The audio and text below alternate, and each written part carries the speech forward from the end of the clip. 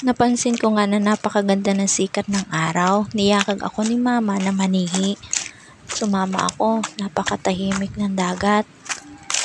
Habang naglalakad ako, naiisip ko nung bata pa kami, laging ito yung inuulam namin. Naninihi kami, lalo na kapag malaki ang hibas, napakasarap manihi, lalo na kapag marami kayo.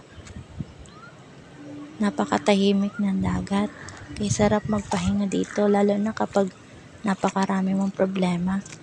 Yan, kita nyo ba guys? Ito yung aming hibasa, napakalawak. So, ito na nga, nakakita ako ng sikat sa aking paglalakad.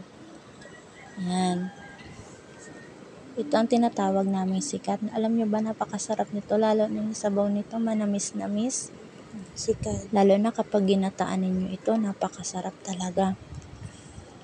Then ito naman, nakakita naman ako ng tiwad. Alam nyo ba ito guys? Ang tawag dito sa amin ay tiwad.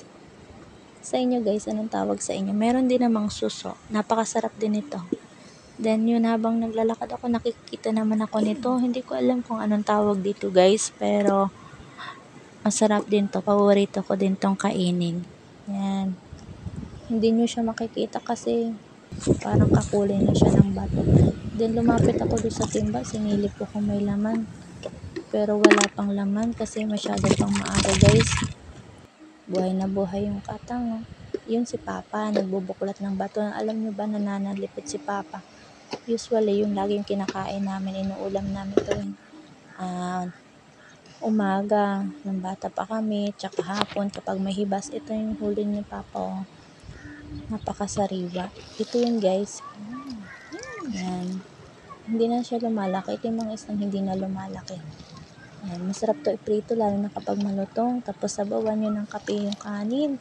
Napakasarap na to sa amin. Masarap na ulam na ito sa amin guys. Tsaka libre pa to. Hindi na ninyo kailangan gumastos ng ulam na isda. Masarap din ito sa buwan. Thank you for watching.